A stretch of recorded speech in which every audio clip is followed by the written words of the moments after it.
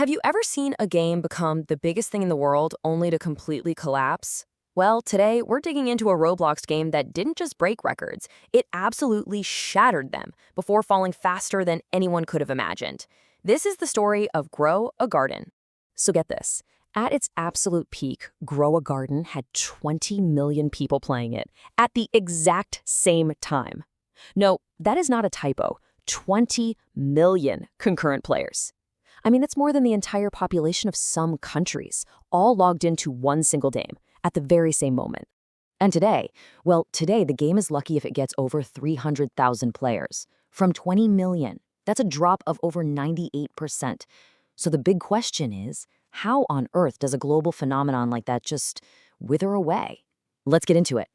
Okay, so to understand the fall, you've got to understand its insane rise. See, unlike a lot of viral games that are kind of just copies of each other, Grow a Garden was a genuinely original idea. And that's really what made it so special right from the jump. The game launched in April of 2025. It didn't take long for it to get noticed, and it was scooped up pretty fast by a well-known developer, Jandel, and some investors called Dubig Studios. They started adding these special features, and by that summer, the game just exploded into a viral sensation. And it was all thanks to two key mechanics. First up was the 5-minute restock. The whole game was about buying plants from a store, right? But here's the catch. The store's entire inventory changed every 5 minutes. This created this incredible feeling of urgency. If you wanted the super rare items, you had to be there, waiting, hoping you'd get lucky. It was an absolutely brilliant and addictive gameplay loop. And then they supercharged that loop with this. Every single Saturday, the developers would host these things called admin abuse events. They just jump into the game, start spawning tons of rare items for free, and create this massive, chaotic party that you just couldn't miss. It was like appointment TV for the Roblox generation, and it caused these gigantic player spikes every single weekend. And those Saturday events are what propelled the game into the stratosphere. I mean, during one of these events, Grow a Garden wasn't just some big Roblox game. For a moment, it was literally the biggest game on the entire planet. And to put that 20 million player peak in context, we're not just talking a Roblox record. It completely dwarfed the all-time records for global giants like Fortnite and Counter-Strike. A simple game on Roblox had more people playing at once than almost any other game in history. Just think about that. The total visit count is just as wild. Over 33 billion.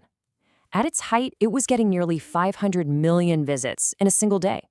This thing wasn't just for Roblox kids anymore, it totally transcended the platform. It was all over TikTok feeds, pulling in people who had never even played Roblox before. But you know how it goes. What goes up must come down. The very things that fueled its incredible growth, well, they also held the seeds of its decline. So how did it all start to unravel? The fall wasn't just one single thing, but more of a perfect storm of issues.